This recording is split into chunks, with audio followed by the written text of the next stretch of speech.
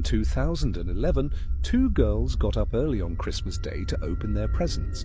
As they entered the living room, their family were already waiting for them. The girls sat down and started opening their presents. The father was celebrating with them, but the mother just sat there emotionless. Unaware of what was going on, the daughters asked their dad if there was something wrong with their mum. The father replied, "Your mum got drunk and ruined Christmas." After a few hours, the mother still hadn't said a single word or moved a muscle, so the father decided to call 911. The police arrived and took a good look at the emotionless mother. Sadly, they pronounced the woman unalived. They had no clue who had done it, but later they discovered that the mum and dad had a big fight the night prior. The dad got so mad that he attacked her and unalived her. He then pretended like nothing had happened and just sat her lifeless body on the couch.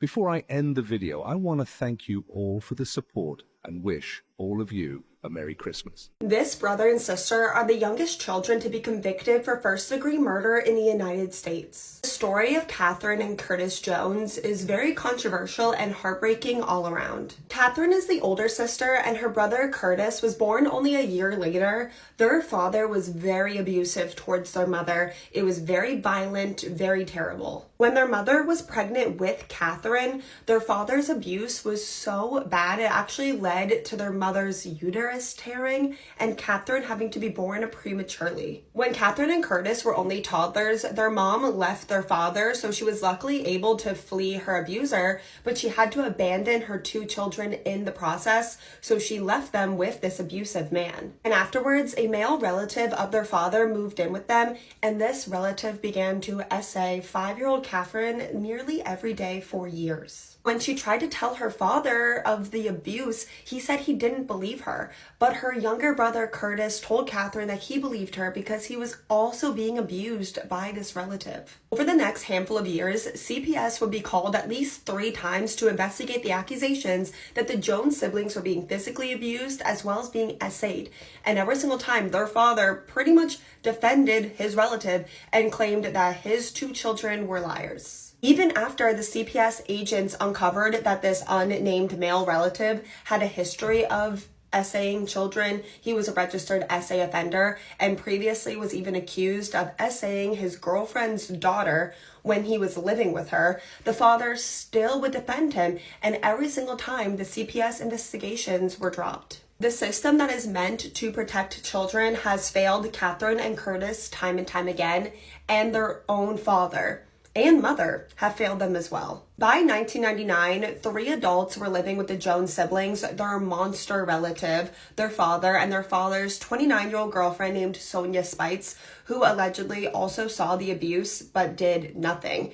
In 1999, Catherine was 13 years old and Curtis was 12 years old, and they've been abused by their relative since they were 4 and 5 years old. They were at their breaking point. Catherine told her younger brother that she wanted to kill all the adults that were hurting them and letting this abuse to go on, as well as, of course, kill their abuser.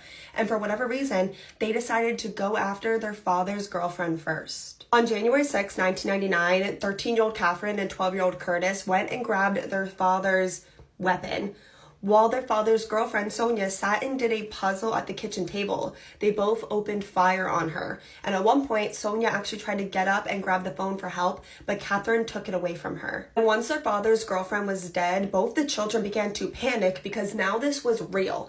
Catherine tried to clean both their fingerprints off of the weapon, and then she called 911 to report that there was an accident, and then both children fled the home. Catherine and Curtis were caught and arrested early the next morning, and they were arrested on charges of first-degree murder, and they were going to be tried as adults, making them the youngest children to be tried as adults for first-degree murder in the United States. Once they were arrested, both siblings tried to take full responsibility and claimed that the other one had no involvement. They were trying to protect each other.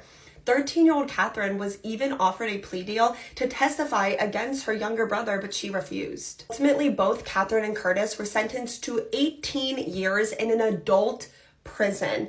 and then after their release, they would be on probation for the rest of their lives. And they're 12 and 13 years old and going to adult prison. Both of them said that they felt safer in prison than back home with their abuser. Due to Catherine's young age, the adult female prison that she was being sent to was worried about her safety, so they forced Catherine, at 13 years old, to spend the first 3 years of her sentence in solitary confinement, which is seen as like torture to full-grown, fully formed adults.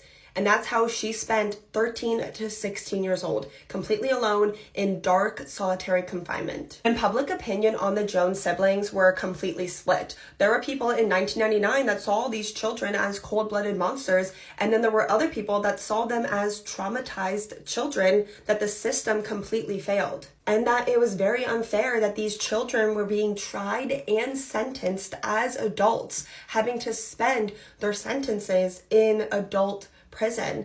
And there's a lot of people that believe that it possibly would have gone a little bit different if they had been white. In 2016, Catherine was released from prison at age 30. She is now married, she's a mom herself, and she's a huge advocate and voice for victims and for fair sentencing for juvenile offenders. And her younger brother, Curtis, was released the following year, also at age 30, and he is now an ordained minister. So it seems like both of them have been rehabilitated and are trying to live better lives. We've talked about child killers before, and it's always an interesting conversation in the comments about if you think child killers can be rehabilitated. Do you think that juveniles should ever be tried and sentenced as adults, or is it a case-by-case basis? Let me know all your thoughts on this in the comments. Let me know what case you want to see me cover next, and I will see you guys next time. Hi. We meet again. Do you guys remember in 2023 seeing this picture? I remember this was all over my For You page of this girl driving her car that resulted in a collision that ended the life of this bride on her wedding day. She passed away in her wedding dress. And the behavior of the girl after the fact, you're not gonna like her, I'll just say that. Samantha Miller was 34 years old from Charlotte, North Carolina. April 28th of 2023 at Foley Beach in South Carolina was the most special day of her entire life. It was her wedding day. She married the love of her life, 36-year-old Eric Hutchinson, in a beach wedding. And that day, as often is for a lot of people on their wedding day, was incredibly meaningful to them. Eric said that it was the best night of his life. The two of them had been together since 2019, but from day one of their relationship, Samantha knew that Eric was the guy that she would marry. Her family adored Eric, and his family also completely fell in love with Samantha. She's been described as someone who had a magnetic pull to those around her because she was such a happy, energetic, positive person that just by being around her, you would automatically leave in a better mood than when you first saw her. And their wedding day was everything they could have hoped for and more. Surrounded by friends and family at the end of the night, just after 10 p.m., Samantha and Eric hopped on a golf cart. They were both sitting at the back when she looked at him and said, "I want this day to last forever." In the car was also Benjamin Garrett and his 17-year-old son. They were driving Samantha and Eric back to their Airbnb for the night, first night as newlyweds, but they would not make it. 20 minutes into their drive, the golf cart was driving at approximately 25 miles per hour when they were struck by a vehicle driving 65 miles per hour, completely crushing the golf cart, sending it, flipping it over on its side, and sending all four people that were in the cart flying in the air up to 100 yards away from the crash. Around the same time, Samantha's mother and sister had made it back to where they were staying that was pretty close by to where the crash happened, and they started to hear the utter chaos. Police sirens, ambulances with their sirens on and lights on, rushing over to the accident. Samantha's mom heard the sound of an ambulance, and something in her gut told her that something bad had happened to her daughter. As soon as she heard the commotion, she started running barefoot towards where the noise was coming from, screaming out for her daughter. Neighbors described hearing the crash as not only one of the worst sounds that they had ever heard, but also one of the loudest. And the crime scene was horrific. Samantha's mom, Lisa, was still unaware of who exactly was hurt and to what extent. But knowing that all four people that were once in the golf cart were about to be transferred over to the hospital, she rushed over there to be there when Samantha arrived.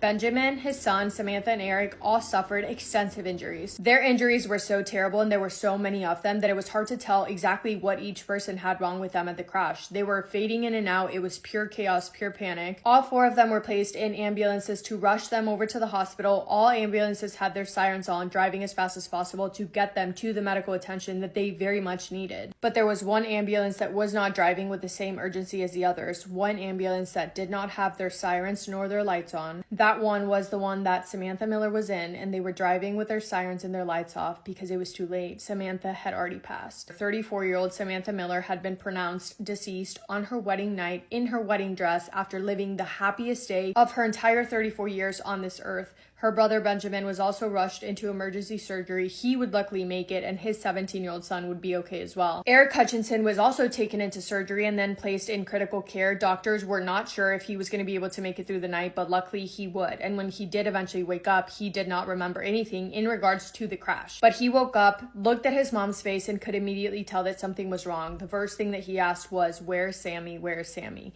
That's when the news of Samantha's loss was given to him, and devastated does not even come close to describing what he must have felt in that moment. Back at the scene, the first thing was figuring out what happened and why, and the answers were right in front of them. The gray Toyota Camry, also completely destroyed, was right in front of them, as was the person who was driving the car, 25-year-old Jamie Lee Komorowski. She was left completely unharmed. That night, Jamie had been out by herself, stopping by different restaurants, consuming a lot of beverages, too many, one after another, and after every single one, she would pay for her tab, hop in her car, and drive herself to the next place. She had so many that when she was tested, her results came back to be over 3 times the legal limit. And just by looking at the state of her, it was obvious that she wasn't right because of her behavior. Like I mentioned, she was driving at 65 miles per hour on a road where the speed limit was 25 miles per hour. And even after the crash, she was so completely unaware of the damage that she had just caused, jumping out of her car saying, "Something hit me, something hit me." And when officers got there to talk to her, Jamie said that yes, she had been out that night, but she said that she just wanted to go home. She just wanted to talk to her boyfriend, and she wanted to go home because she did nothing wrong. She said that she was driving home, which makes no sense because she was driving the complete opposite direction. And when they put her in handcuffs, she had to be told 3 different times why she was being arrested. Before answering any further questions or cooperating with officers at all for that matter, Jamie asked for an attorney, and she was taken to the station for questioning, where she was charged with 3 counts of felony driving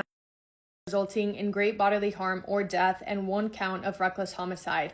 And while she was in custody, the way that Jamie would talk to her dad on their recorded phone calls is so incredibly disturbing because she was fully making it out to seem like she was the victim in this situation, showing such a concerning and alarming lack of remorse. She would say to her dad, "I can't believe this is my life. My whole life is going to be over. I want it to be over. Why me? Why me?" She said, "Oh my God, I just can't believe this happened to me. Why me? I'm going to be here for years and years and years and years. Why is the media so involved in this case? Everybody is going to be so mean to me when I get out of here. Ugh." And her dad would tell her to tough it up and suck it up. He told her that she likely was going to have to do time, but that things would be okay because they would figure it out, saying, quote, "You don't need to be sorry, Jamie. There's nothing to be sorry about. This is what happened, and we are going to take care of it. We don't care about what happened. We don't care. We care only about you," end quote. And he also said that it's unfortunate that, quote, "bad things happen to wonderful people," end quote, referring to his daughter getting arrested and saying that's what happened, and then telling her that all she had to do was make the best out of this situation. I'm sorry. I get that you want to be there for your daughter, fully understand that. If you want to be there for her, show her that you support her, fine. But do not lie to her face and tell her that what happened was not her fault. Do not sit there, look her in the face, lie to her and tell her that this was an accident when what it was a direct consequence of her own actions and her own decisions. And I think it shows a clear picture of the kind of people that both Jamie and her father are for attempting to minimize the situation and for making it sound like Jamie was the victim in this situation, a situation that she put herself in, mind you, and a situation that she had full control over and would not have happened if she would not have gone behind the wheel of her car. Jamie tried to get out on bail, her dad assuring her that her future would be okay and that she would be totally fine and that she did not have to worry about her future, which led to Jamie asking if her parents were going to be there to pick her up when she got out of bail because she did not think that she was going to go to prison. She told them she was excited to be able to go back home because then all of this could be over. And to that, her mother said, "That's great, baby, that's great." Jamie's dad was very wealthy. Because of that, they were able to afford a very good attorney, but ultimately, one thing remains true, and that is that nobody else but her was at fault fully for the accident. Jamie Lee Komorowski, at 27 years old, eventually pled guilty to her charges in a courtroom, acknowledging that she had mental health struggles that caused her to act the way that she did, saying that she was, quote, "devastated and deeply ashamed and sorry," end quote, for what she did. She said, quote, "I wish I could go back and undo this terrible tragedy, but I cannot. I will live the rest of my life with intense regret for what happened that night," end quote.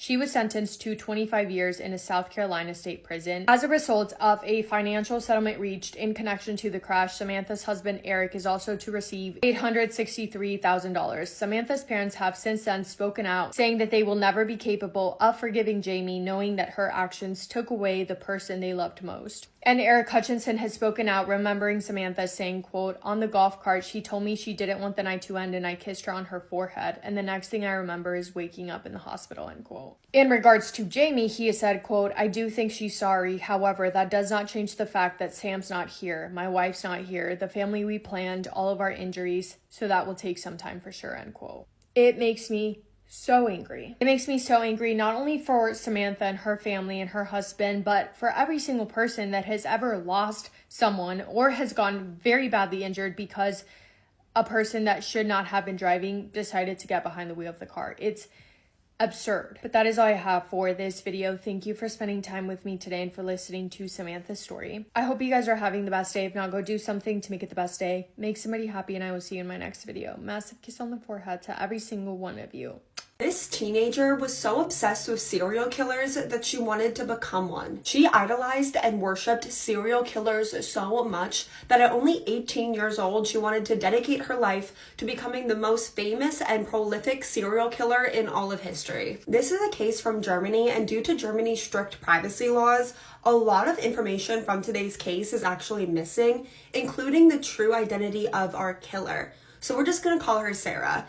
And Sarah, unlike most killers, actually had a pretty good childhood. She seemingly had really loving, supportive parents. She got good grades, she had a lot of friends, and then everything changed when she became a teenager. And you know, a bit of teenage rebellion is normal. Sarah started dressing in darker clothes, listening to heavier music, skipping school from time to time, but things were much darker than that. At only 16 years old, Sarah spread a rumor about herself at school that she was an S worker, like a lady of the night. And this wasn't true, but like Sarah's friends started to realize that Sarah was lying all the time. It seemed like she liked to shock people. She liked attention, even if it was negative attention. And actually really quick, because I just realized I forgot to say this in my intro, I know a lot of you guys have been asking me for more or longer content, especially if all of this goes away. So the second episode of Hot on the Case is out right now, and you can find all the platforms where you can find it on my profile. Now back to the case. It was around this time that Sarah got her first ever boyfriend, a boy named Leon,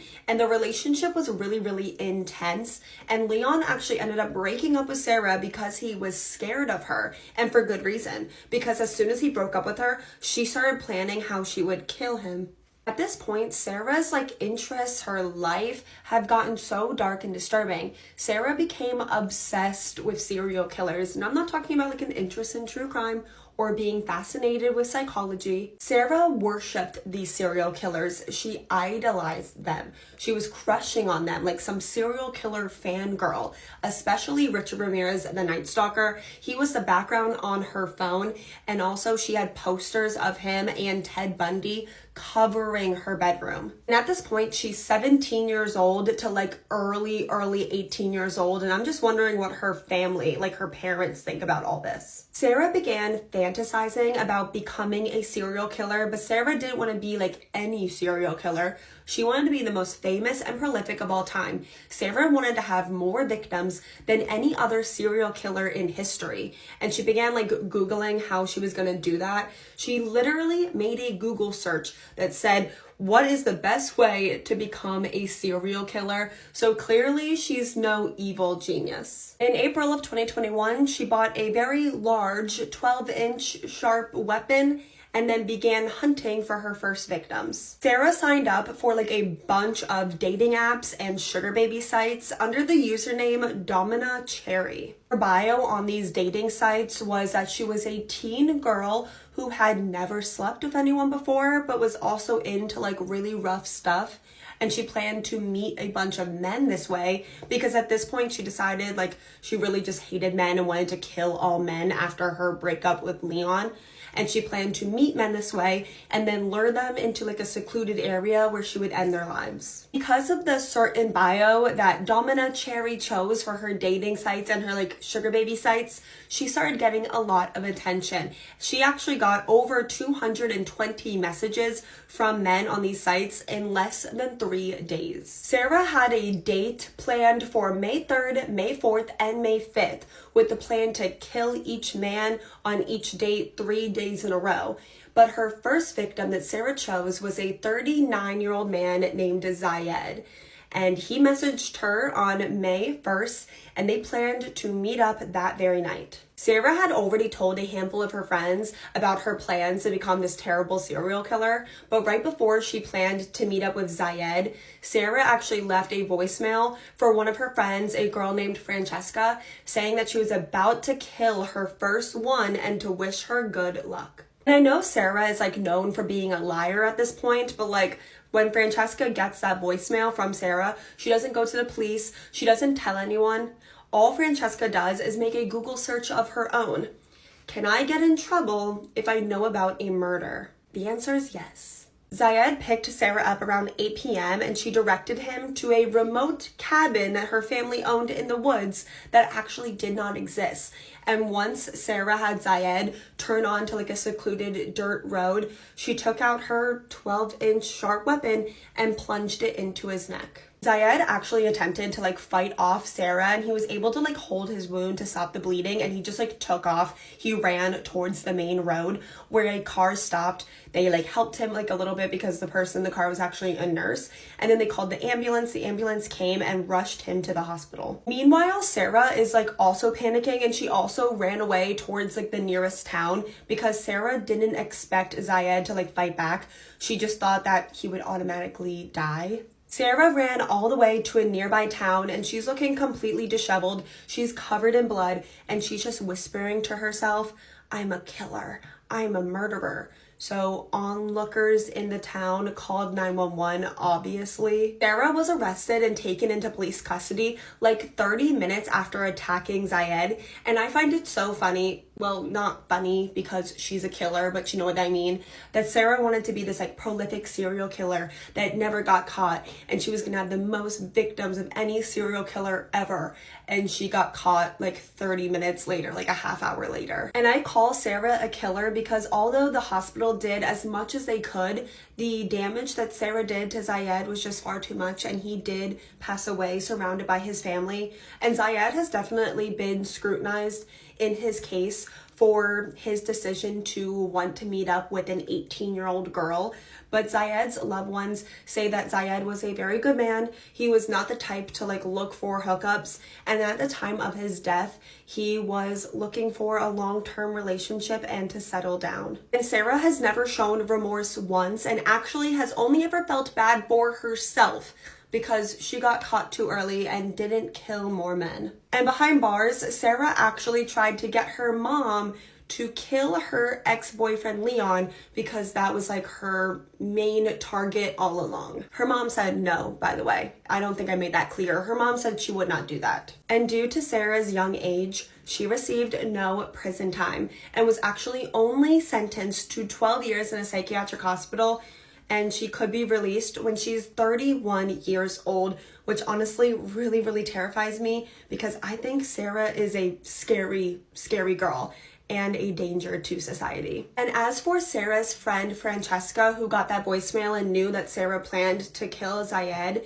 she was arrested and was facing 5 years in prison, but the charges were dropped. And that's all I have for today's case. Hope you guys all had a very happy new year, happy holidays, and I hope you guys know that you guys were truly one of the biggest blessings of my 2024. Make sure you guys all check out the second episode of Hot on the Case, and I will see you guys tomorrow.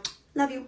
When you learn how young the youngest mother in history was, it makes you feel physically ill. It was 1939. Parents took their 5-year-old daughter to go to the doctor because her belly looked swollen and they were scared that she had a massive tumor. Just imagine the shock when they find out their 5-year-old daughter is 7 months pregnant. This is the disturbing true story of Lena Medina, the youngest mother in the world.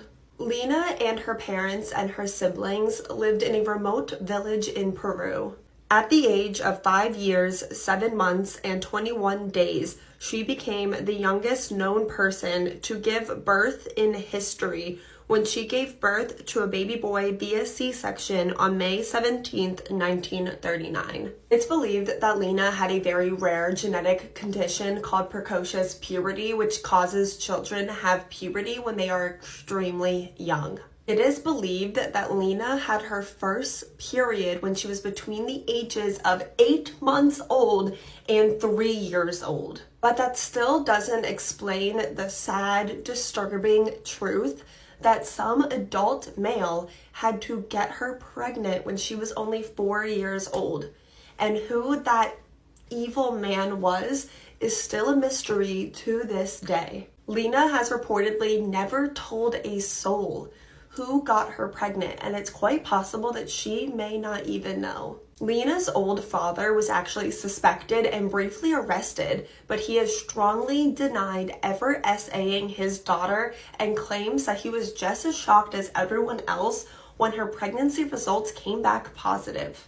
Immediately when the news broke that a 5-year-old girl had given birth, it became a media international frenzy. Everyone wanted an interview or a photo of 5-year-old Lena. Reporters from every inch of the world were offering her family big money for an exclusive with her, but her family always declined and did their best to keep their daughter and now their grandson out of the public eye. Lena's biological son, Gerardo, was raised as her baby brother.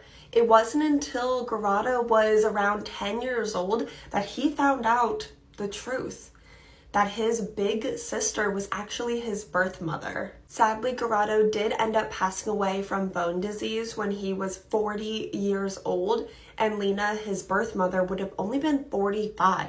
Both of my siblings have a larger age gap than this mother and child. After her shocking pregnancy, Lena continued to just live a very quiet life in Peru. It's unknown if she's still alive today or not, but if she was, she would be 90 years old.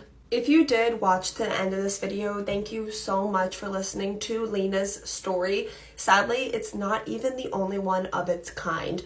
While doing research for this case, I have found reports of girls giving birth as young as 8 years old, 9 years old, 10 years old, 11 years old, and so forth. Very shortly, I'm planning on making a video bringing awareness to child brides and children that have been forced into marrying adults. Even here in the United States, where I'm from, you will be surprised how common this happens in the United States. So be on the lookout for that video. Until then, I love you guys so much, and I will see you tomorrow. Propaganda I'm not falling for is a single word that comes out of this woman's mouth about the night that her husband was unalived. It was 2015 in North Carolina. Jason Corbett was living with his wife Molly and his 2 children from a previous marriage, Jack and Sarah. Now, it's actually incredibly sad what had happened to Jason's first wife, Max, the children's mother. They all lived together in Limerick in Ireland and were an incredibly happy family. But their lives were turned upside down when Mags had a fatal asthma attack. This was just months after the birth of their daughter. She fell incredibly ill suddenly when her sister Catherine was round at the house, and the whole thing was just incredibly traumatic. Suddenly, Mags needed her inhaler, couldn't get her breath. Jason had to race her to the hospital,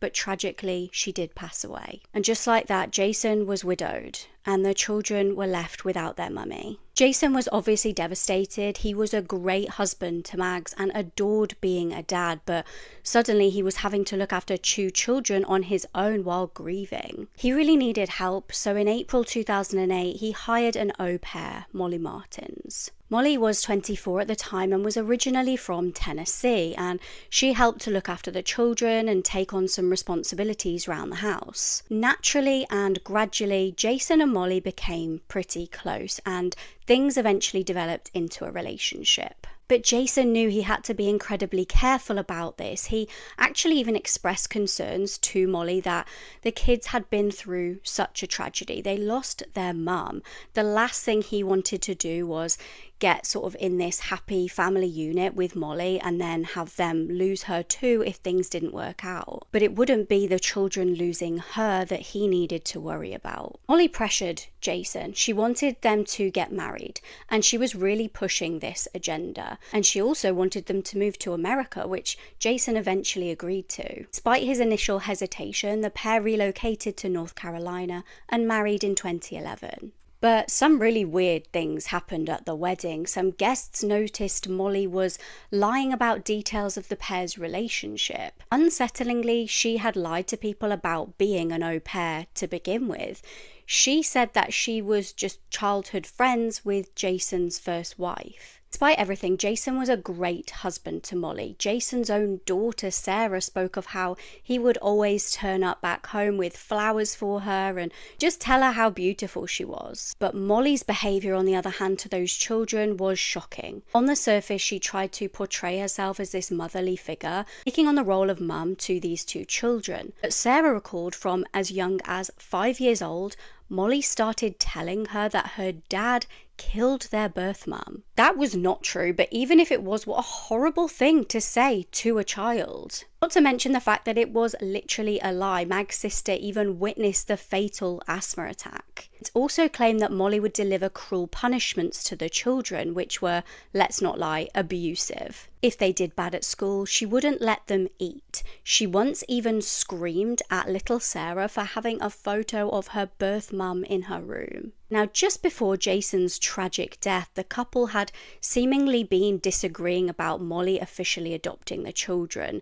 It seemed like she was really pushing wanting to adopt them, but Jason had even been seeking legal advice to sort of make sure that if they ever divorced, if she did adopt the children, he would have the legal rights. Then on the 2nd of August 2015, a call came in to the police that would change everything. It was a surprisingly calm Tom Martins. This is Molly Martin's dad. He actually previously worked as an FBI agent, and he explained, "My daughter's husband, my son-in-law, got in a fight with my daughter.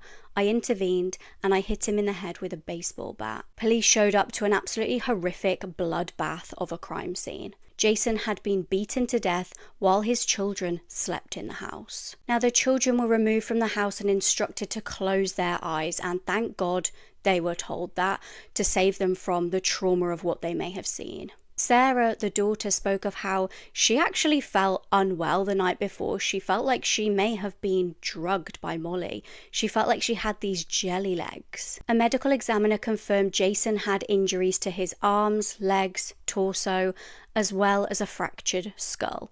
He sustained at least 10 hits to the head, and blood evidence indicated Jason had been struck, at least initially, when he was on the bed. I'm not sure how that would be classed as self-defense. Molly had used a huge brick to hit Jason over the head with and claimed that it had just casually been sat on the bedside table, and when police asked why was it sat on the bedside table, she said she was going to use it for an art project. She claimed Jason had been trying to choke her that night, but she virtually had no injuries on her, and neither did her dad. Jason also had traces of a powerful sedative in his system, which interestingly wasn't prescribed to him, it was prescribed to Molly. Immediately after the killing, Sarah stated that Molly had tried to coach her and her brother to lie to police. They were told to say to police that their dad was a bad man.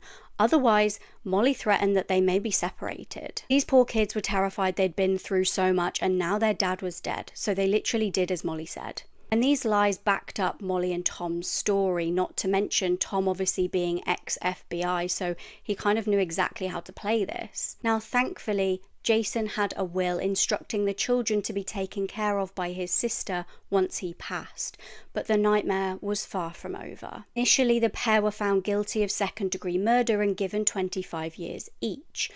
The motive was thought to be the adoption issues and Molly's desire to cash in on a big life insurance policy. However, in 2021, they were granted a new trial. In 2023, they made plea deals, meaning they'd basically only have to spend a further 7 months in prison and then they were released. Please let me know your opinions in the comments. I can't be the only one who doesn't believe a word she says. Madeleine McCann's disappearance was already terrifying, but nothing could have prepared me for the new evidence they just released. I mean, imagine your 3-year-old child goes missing while on vacation in a different country. She disappears from her bed in the middle of the night while you and your friends are at dinner nearby. So many witnesses come forward claiming to have seen a man carrying a small child resembling yours away from her bedroom. So you think it'll only be a matter of time before she's found and he's caught. But then that doesn't happen, and days turn into weeks, which then turn into nearly 2 decades, and she is still missing. So we know that's what happened to Madeleine, and there is a primary suspect in her case now. But police just found some disturbing evidence on his abandoned property, including kids' toys, 75 swimsuits belonging to little girls, masks, and 6 USB sticks and hard drives, which reportedly contain disturbing photos and evidence suggesting Madeleine is dead. This is one case that has left such a huge, gut-wrenching impact on me, and it is still technically unsolved, so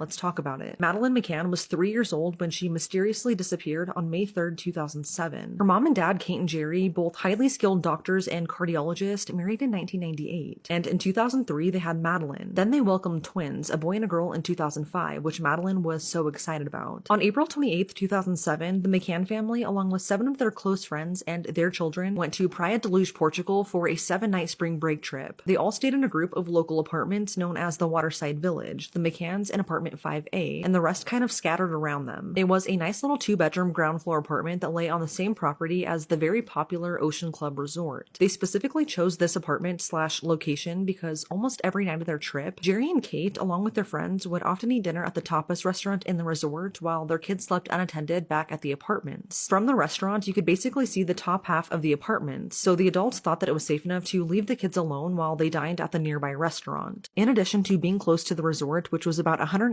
feet away, the McCanns reportedly always kept the front door locked, which was right next to their kid's bedroom. Madeleine and her younger siblings all shared a room, with Madeleine being on her own bed and the twins in a cot in the middle of the room. The bedroom also only had one waist-high window with curtains and a metal exterior shutter that could only be opened from the inside, and the McCanns kept this shut during their entire trip. Madeleine slept opposite to this window. So with all of these precautions in place, they felt safe enough to leave Madeleine and the twins sleeping in their beds while they went out to eat. This brings us to May 3rd, 2007. The day started out great like usual. The kids went to the resort's daycare, then they all met up for lunch and a swim in the pool. This is the last photo ever taken of 3-year-old Madeleine, as she would disappear later that night. Kate and Jerry put the kids to bed around 7 that night. They recalled Madeleine sleeping peacefully in her light pink Eeyore pajamas with her favorite blanket and stuffed animal. At around 8:30 p.m., Kate and Jerry left the apartment to go eat dinner at the resort's tapas restaurant with their friends. Like I said, they felt safe leaving the kids alone because it was a pretty short walk, and you could see part of the apartments from the restaurant, but you couldn't see the front door. And although generally speaking it was a close walk, you still had to walk along a narrow public street just to reach the doors of the Ocean Club Resort. And then you had to walk through the resort to the other side of the pool just to get to the restaurant. So really, it wasn't a straightforward walk. For the last 4 nights of their trip, the resort staff had reserved the same table at the same time for the McCanns and their friends. And they left a note to make sure this happened, saying they all had their kids sleeping alone in the apartments, which is kind of scary if you think about it, because anybody could see that.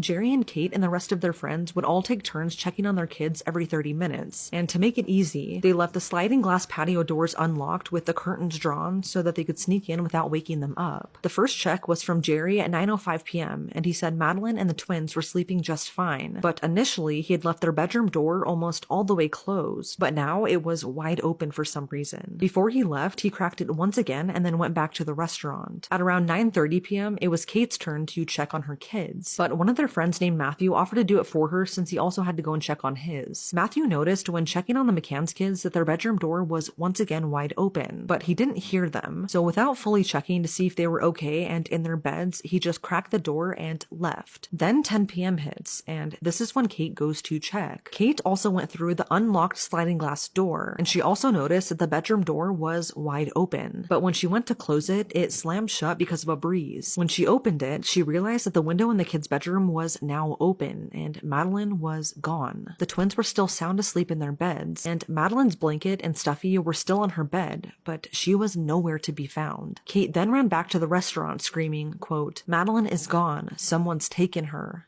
end quote. Within 30 minutes, police were notified, and the resort had activated its missing child search protocol. For several hours, volunteers and the resort staff searched, along with police, but it was like Madeline vanished into thin air. At first, it was assumed that maybe she just wandered off, but it soon became clear that that was not the case. There were so many people searching for Madeline that it didn't matter where you were in the village, you could hear her name being called. The search was intense, and it involved police bringing in tracking dogs and searching waterways, wells, caves, sewers, and the ruins around Praia de Luz, but still nothing was found. Then one of the McCann's friends came forward and reported seeing a suspicious man about 45 minutes before Madeline disappeared, and it was this sighting that really changed the direction of this investigation. So on the night of Madeline's disappearance, one of the family's friends named Jane Tanner took her turn to go and check on her child just after 9 p.m. On her way back to the restaurant 15 minutes later, she recalled seeing a man carrying a child walk in front of her, and it looked like he came from the front of apartment 5A, not far from Madeline's bedroom. It didn't register at the time, but the child looked similar to Madeline, and she was wearing similar looking PJs. Jane described this man as having a European or Mediterranean appearance, dark hair, about 5'7", and looked to be about 35 or 40 years old. She said this man did not look like a tourist. This sighting became known as the Tanner sighting, and this gave police at least a timeline of Madeline's disappearance. Ultimately, though, the Portuguese police deemed this sighting as a red herring, and they concluded that the man Jane saw was likely just another tourist also on vacation, who had picked up his child from the resort's nighttime daycare. I guess this man's daughter also had similar PJs as Madeline, and after mimicking the same pose with the same type of outfit, authorities stated they're almost certain that this sighting was not related to her abduction. After this, though, another possible sighting was reported, which did hold some weight. This became known as the Smith sighting, after the last name of the couple who reported it. At around 10 p.m., the couple reported seeing a man about 500 yards from apartment 5A carrying a little girl who they thought was around 3 or 4 years old. She looked strikingly similar to Madeline, and this man was carrying her towards the beach. This man looked to be in his 30s, around a 5'7" with a slim build, had short brown hair, and again did not look like a tourist. The couple said this man seemed uncomfortable carrying this child, like she wasn't his. So police then started questioning if this was a planned abduction, or possibly a burglary gone wrong. Apartment 5A was accessible to the public from two sides, one being the sliding glass door that was left unlocked, which anyone from the public street could walk into. All you had to do was open a small gate and walk up a set of stairs to get into the living room. The other was the front door, which was supposedly locked, and there were no signs of forced entry. The window in Madeline's bedroom was a point of contention because it could only be opened from the inside, and again, there were no signs of forced entry there either. But the window did overlook the walkway and parking lot, which was separated from the street by a low wall. Anyone off the street could walk back there. There were a lot of odd sightings of sketchy men kind of casing the house, and in the weeks leading up to Madeline's disappearance, the neighborhood experienced a lot of burglaries, and on top of this, that exact apartment, 5A, had been broken into before, with the most recent being the guest that rented it right before the McCanns. So this was a real possibility that Madeline was a victim of a planned abduction. But then the Portuguese police started looking at Jerry and Kate, Madeline's parents, and this was for a few reasons. Their stories had a lot of inconsistencies in the beginning, including their friends' accounts of what happened. One question was why Kate felt comfortable leaving her twins alone after discovering Madeline had been kidnapped, instead of just calling for help. Police then brought in sniffer dogs to search apartment 5A. When they searched the apartment, the dogs alerted to an area behind the sofa in the living room, the closet in the main bedroom, on Madeline's stuffy, and on some of Kate's clothes. Then the sniffer dogs were taken to a parking lot with about 30 cars, including the McCann's car that they had rented 25 days after her disappearance. Dogs then alerted to the outside of the McCann's car by the driver's side door, and again in the trunk. Forensic tests then found traces of Madeline's blood and hair in the trunk, and because of this, they were listed as possible suspects. Authorities initially believed that Madeline accidentally died in the apartment, and they believed that her parents sedated her to get her to sleep through the night, but gave her too much medicine, which killed her. They kind of used Kate's job as a doctor with a background in anesthetics to fuel this theory. They then suspected that they hid her body for a month before officially disposing of it with the rental car, but ultimately there wasn't any additional evidence linking her parents to the crime, and eventually they were cleared. Over the years, there have been many people of interest, but sadly her case would fall cold. Then in 2020, a new primary suspect was named, Christian Breckner. He is a 48-year-old convicted SEX offender who was in the area when Madeline disappeared. He is currently in prison on an unrelated SA charge, but he has a lengthy criminal history dating back to when he was 15 years old, mostly involving children. In 2016, police searched an abandoned factory on one of his properties, and they've just released what they found. They discovered a hard drive containing disturbing messages, including a Skype chat where he said he wanted to, quote, capture something small and use it for days.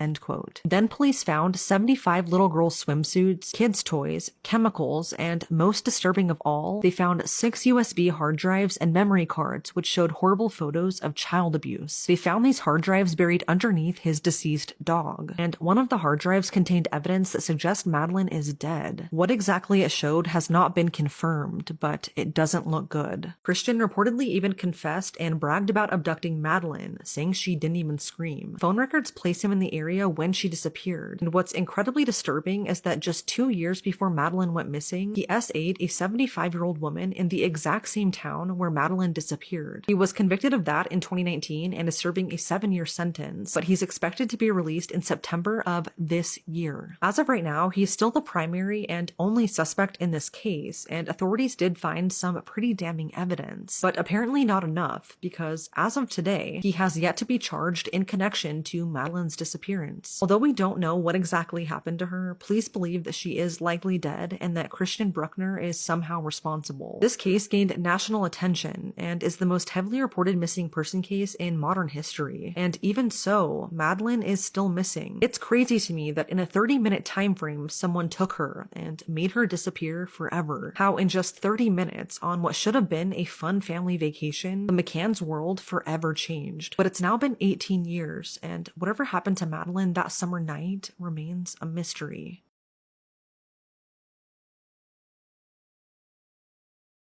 Imagine catching eyes with somebody as you sit in your car in the middle of the night, then later finding out they had just killed your family member.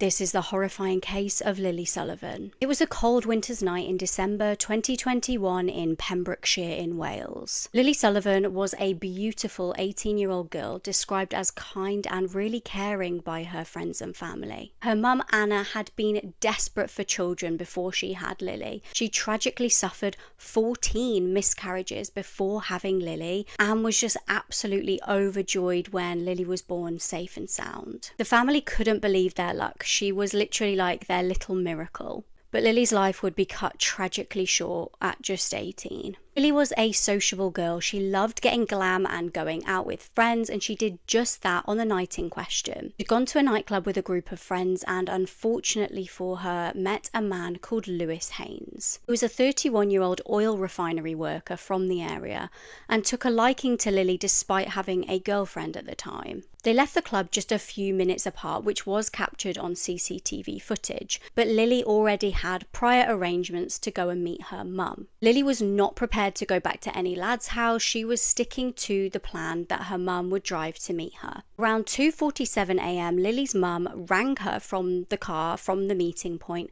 asking why Lily wasn't there yet. Lily started to say that she was on her way, but then the call mysteriously disconnected. Lily's mum was obviously really confused by this. She tried to call her daughter back, but had no luck. Little did she know, this was the moment Lewis would force himself on Lily after she refused his advances. Terrifyingly, a local resident nearby heard a woman scream. Lewis forcibly removed Lily's top as she tried to protest and tell him that she would report him. He then callously strangled her to death. Meanwhile, Lily's poor mum was ringing her continuously, a total of 30 times. She was desperately trying to get through, and I think in that situation you would just be panicking so much, you would just be desperate to hear your daughter's voice. She sat in her car nearby to collect her daughter, having no idea of the horrors that had just unfolded. And actually just moments later, Lewis walked past her car and looked her dead in the eye. She had no idea she'd just locked eyes with her daughter's killer. Lewis actually apparently went home to his girlfriend at this point and admitted what he'd done. Lily's mum was still out frantically hunting for her daughter until about 4 a.m. But sadly, in the early hours of the morning, Lily's body was found near Mill Pond. She had injuries to her face, neck and body. Police identified 3 local dog walkers who'd been around that area at that time and spoke to them as witnesses. Lewis was identified pretty quickly from CCTV and witness statements, and in court he denied the murder being motivated. However, the judge did determine that this was a lie. The judge stated that when Lily threatened to report Lewis due to the fact that he was in the middle of an ongoing legal matter and, quote, had a lot to lose, end quote, he decided to kill her. How about you don't go around forcing yourself on women and then you won't need to worry about being reported? He was jailed for life and will serve a minimum of 23 years. The Paria diving incident is one of the most disturbing things that I've ever read about. Like, just imagine being sucked into an underwater pipeline coated in oil and being stuck there for days until you die. On February 25th, 2022, 5 divers employed by LMCS began an underwater maintenance exercise on a U-shaped oil pipeline that was not currently in use. The area where they were working was called Berth 6 and was where oil would enter the refinery. And this was all located off the coast of Trinidad and Tobago. These were private contractors hired by Paria Fuel, which is a government-owned oil company. The divers were Faisal Kurbin, Kazim Ali Jr., Rishi Nagazar, Yusuf Henry, and Christopher Boudrum. To start the maintenance on the pipeline, the divers first needed to drain the ocean water from the chamber, so that's what they did. And then they were able to remove their diving gear and begin working. Their job was to remove an inflatable plug, which separated the oil in the pipe from the air and water around it. But once they removed the plug, it created what's called a delta P hazard, which is basically a tornado of water within the pipeline that created a vacuum and sucked all 5 of the men into the pipe under extreme pressure. What you're about to see is the actual video footage from that day of the divers working before everything goes black. You can then hear them all being sucked into the pipe, trying to figure out what just happened.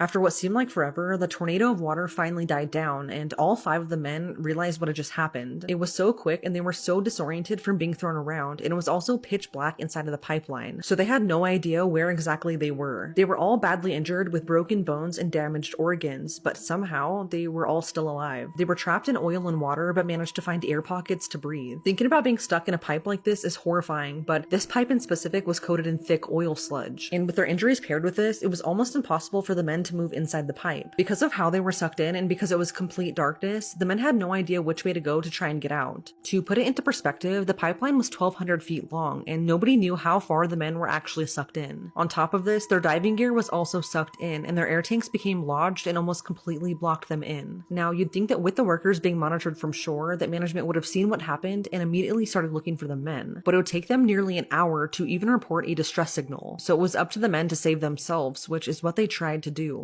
According to Christopher, the 5 men formed a human chain to try and get out of the pipe, but 3 of the men's injuries were so bad that they couldn't move in all of the thick oil sludge. So Christopher and Kazim were the only 2 that could move, and as they slowly inched their way up, the air pockets got smaller and smaller due to the sea level rising. But halfway through, Kazim's injuries got worse, so he told Christopher to use up the last of the oxygen in one of the tanks and to go and get help for everyone. So Christopher put the oxygen tank in front of him and pushed it along, and as he started to reach the surface, he was concerned that he was going to berth 5 and not berth 6 where the work was being done. And if that was the case, there would be an inflatable plug in the way, meaning he wouldn't be able to escape and would run out of oxygen and drown. But luckily it was berth 6, and he was able to escape after 3 hours of being stuck inside of the pipe. Once rescued, he told authorities that all 4 of the other men were injured but luckily still alive. So rescue divers dove down to the pipeline, but unfortunately they didn't know where exactly the men were stuck, because they weren't able to go more than 120 feet inside the pipe. The 4 men still stuck inside could hear the rescue divers tapping on the pipe, and they were all relieved that they were soon going to be rescued. But sadly, that was not the case. Authorities used cameras and underwater crawlers to assess the pipeline and to try and locate where the men were. But Priya's terminal operations manager refused to let anyone rescue the remaining 4 men. He said this was to prevent anyone else from losing their lives. Priya didn't even attempt to contact any other agency for help or use any life-saving equipment, and because of this, the Coast Guard said that there wasn't enough information to enter the pipeline. The company then released a statement saying that the probability of survival was extremely low at this point and that the risk of rescue was intolerable. For 3 days, the 4 men were stuck inside of this pipe alive, covered in oil and breathing in toxic air. Only a few hundred feet from rescue, just waiting for help to come. But it never did. And sadly, all 4 men died days later. Their bodies wouldn't be recovered until almost a week later. An investigation into the incident took place, which blamed Priya's operating procedures, and the fact that they refused to allow urgent rescue. The investigation recently found that the company should be tried for gross negligence and corporate manslaughter, but as of today, no charges have been filed in this tragedy. One thing that never fails to terrify me is when someone goes missing in the woods, and that's what happened to this Boy Scout. But this isn't just a typical missing person case, because after he disappeared, his fellow Boy Scouts went looking for him, and they all heard this strange whistling deep in the forest. They thought it was their missing friend, but it wasn't. And to this day, that whistling and who or what it came from has never been explained. They also reported seeing members of a sect walking through the woods in the middle of the night, right before this little boy disappeared. There are so many disturbing aspects to this case, and it is still unsolved. This is the mysterious disappearance of Marco Aurelio Simon, and it's one of the few cases that truly make me believe that something sinister is lurking out there, deep in the forest. So let's talk about it. Marco Aurelio Simon was 15 years old when he mysteriously disappeared on June 8, 1985. He lived in Sao Paulo, Brazil with his parents and twin brother. He was described as a pretty shy teenager, but still he had a lot of friends, and he had just become a senior Boy Scout. He was super excited for an upcoming Boy Scouts trip with his fellow scouts, where they were going to hike the Pico dos Marins, a really beautiful mountain range in Brazil. This mountain has one of the highest peaks in the state, and although it is pretty rugged and remote, it's not outrageous, and you don't need any special equipment or anything like that to hike it. On June 7th, 1985, Marco, 3 of his scouts, and their leader Juan set out for the small city of Piquete. Marco waved goodbye to his family, which kind of sucked for his twin brother because he was supposed to go on that trip as well. But at the last minute, he got sick and had to stay home. Little did anyone know at the time, though, that this would be the last time they would ever see Marco. Once they got into the mountains, the group set up their tents at the base of the camp. There they met a local tour guide who lived in a house nearby and knew the area pretty well, and this tour guide said that this area was a good spot to camp out for the night. After setting up their tents, the group went to a nearby river and started swimming, but once they got back to the campsite, they noticed that all of their tents and personal belongings were messed with. Everything was kind of strewn about, and it was obvious that their stuff had been gone through, so they asked the local tour guide that they met earlier if he saw anything. He said no, but it could be possible that the local dogs in the area ransacked their stuff. They kind of disregarded this and brushed it off as just being nothing. Later that night, the temperature dropped and it was really cold, so they built a fire, had dinner, and all settled into their tents, ready to doze off. They were all looking forward to hiking the mountain the next day, but it was that night that things started to get strange. The entire night, the Boy Scouts felt as if they were being watched. You know that really heavy feeling of dread that you just can't shake because it feels like someone is secretly watching you? That's what they all felt. Then one of the scouts saw someone walk by their tent, and at this point it was the middle of the night, so no one should have been up and out. Then Scout Leader Juan heard and felt someone physically hit his tent, but when he looked out to see if anyone was there, he found nothing. The next morning, all of the Boy Scouts talked about what happened that night, and they all shared the same experience of feeling like they were being watched and seeing things or people outside. Again though, they kind of just brushed this off, and eager to start their hike, they took off for the Pico dos Marins. This mountain is pretty steep, and it typically takes about 5 hours to reach the top, but about halfway through at around 2 p.m., one of the Boy Scouts stepped into a hole and injured his knee, and he was in so much pain that he couldn't walk any further. So Juan and the other scouts built a makeshift stretcher to take him back to camp. So he offered to go ahead of the group and cut the path in order to get back faster and get some help. All of the Boy Scouts said that this was a bad idea and that they should all remain together, but after much persistence, group leader Juan said yes and let him go. Juan told him to take some chalk and mark the rocks he passes with the number 240, which was their scout number. So Marco did, and the scouts could see him a few meters down in the distance. There was a big rock on the path that split the trail into two, and the scouts saw Marco go left out of sight. Marco would disappear after this, this, and what happened next has never been explained.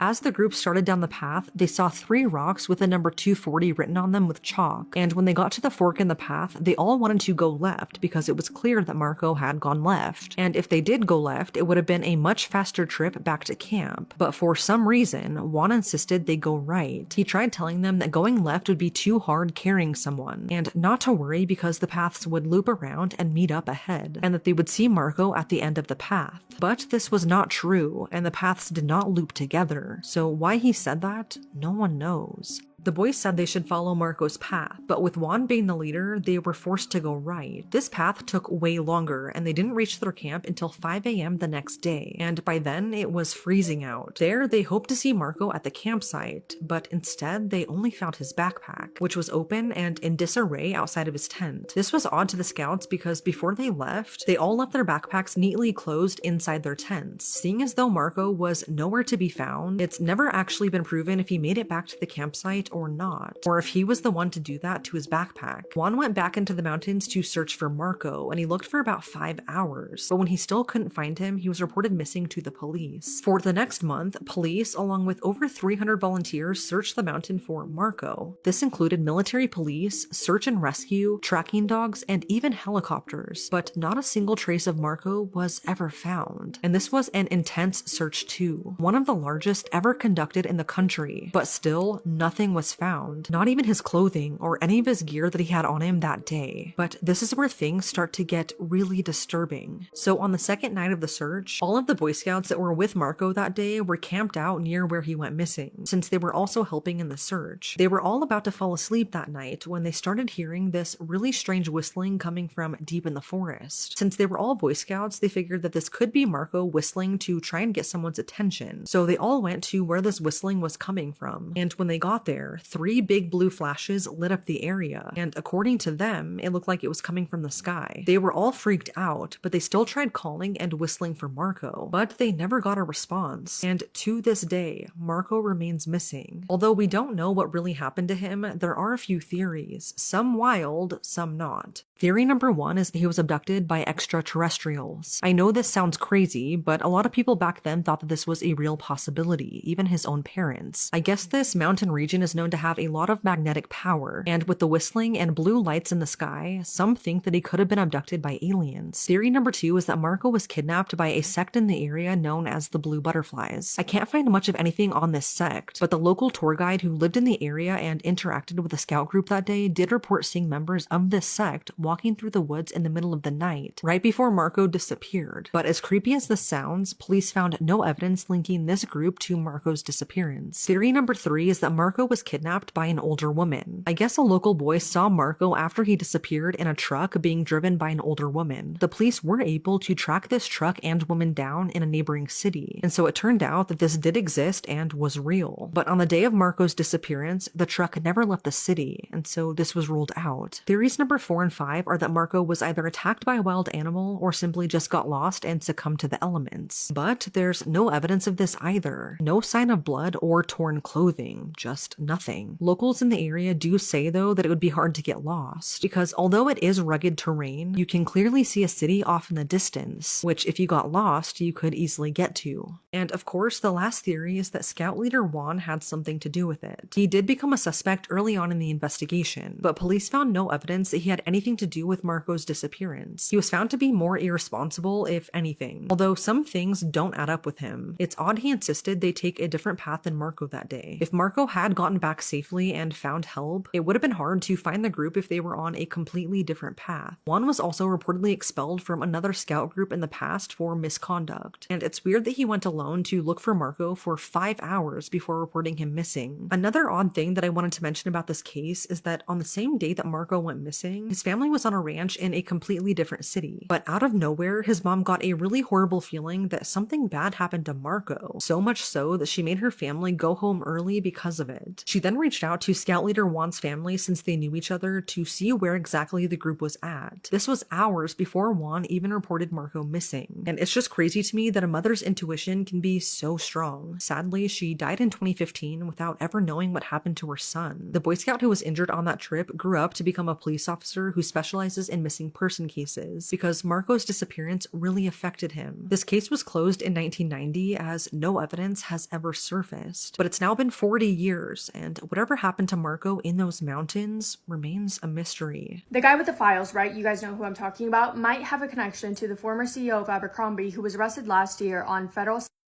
and interstate charges. I'm just a girl, not a lawyer, trying to explain this to you guys in just a girl terms. I'm just a girl, you're just a girl. I'm trying to make this easy to understand because I don't think enough people were talking about it. But everything I'm talking about is public information you can find on the internet. Just a girl, not a lawyer. We're going to be referring to the guy with the files as Jay in this video. If you did not know, Jay essentially helped very wealthy people manage their wealth in private. One of his most prominent clients of all time was billionaire Leslie Wexner. Les Wexner, he's the longtime CEO and founder of L Brands, the retail empire that owned different brands such as Victoria's Secret and Bath & Body Works. So his company is the parent company for a bunch of other brands. He's commonly referred to as the king of retail. When Les hired Jay to manage his money, they became buddy-buddy, like inexplicably close, like inseparable almost. Les had had his same financial advisor since 1982. In 1989, so 7 years into them working together, Les said, hey, there's this guy who wants to pitch an investment opportunity to us. Let's meet with him. It was Jay. Les's longtime financial advisor remembers thinking that it was weird that he had not heard Jay's name before because he had been in the industry for so long that he basically knew every single person on Wall Street. But he gave him a chance, so him and Les went to go and meet with Jay. The financial advisor took one look at Jay and thought immediately that he was a fraud.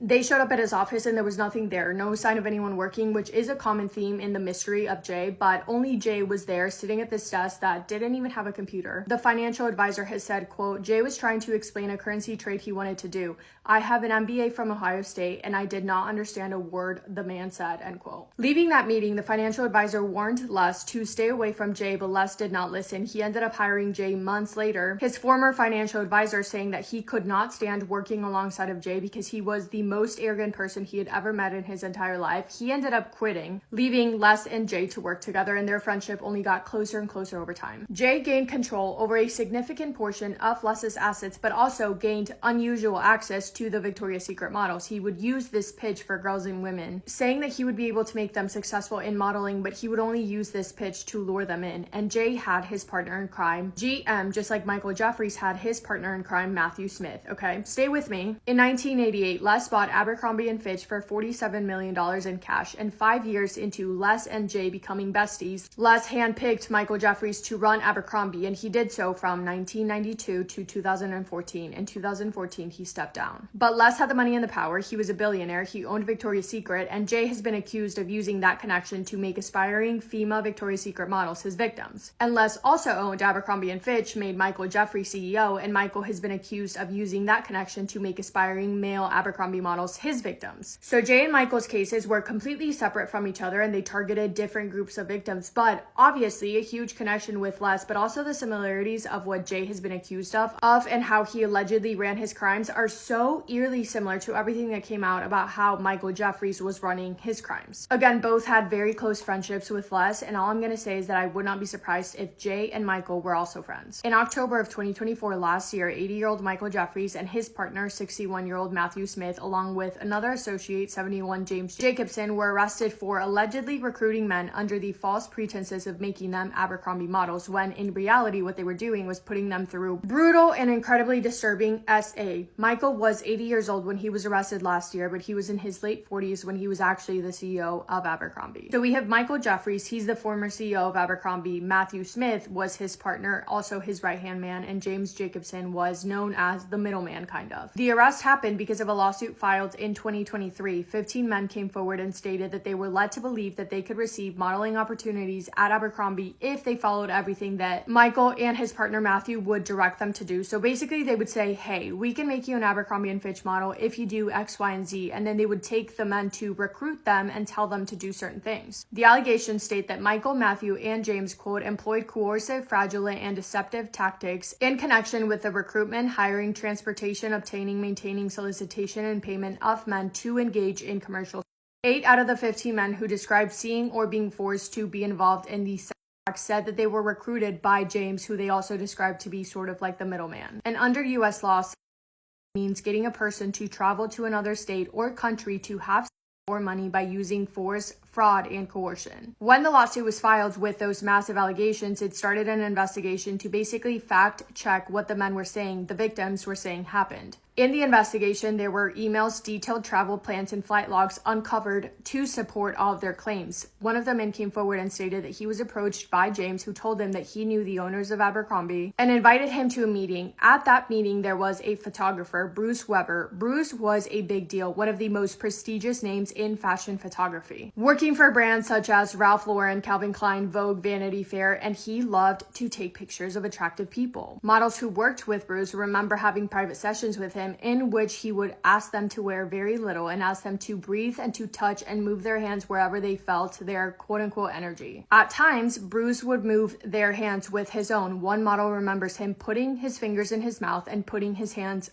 on him down there. Bruce has denied every single SA allegation made against him. But at that meeting, after talking, James suggested that the model let Bruce take pictures of him, and he claimed that James made it very clear to him that unless he let him perform on him, that he would not be meeting with Abercrombie or with Mike Jeffries. And he was told that he had to do it because that was how, quote, everybody got their start, end quote. When describing this, the victim has said that it felt like James was selling fame and the price was compliance. When he did eventually meet with Michael at his house in the Hamptons, the victim said that he was there to talk about his dreams and aspirations of becoming an Abercrombie & Fitch model. And after he got done talking with Michael and Matthew, Michael held something underneath his nose. It was a which can cause a strong head rush and disorientation, and then he had with him. As far as the other things that were also mentioned in the lawsuit, those allegedly included performing on Michael and Matthew and calling them tryouts. That happened only after James found the men, took pictures of them, forwarded the photos to Michael and Matthew to see if they liked the way that they looked. They were also allegedly ordered to wear costumes and use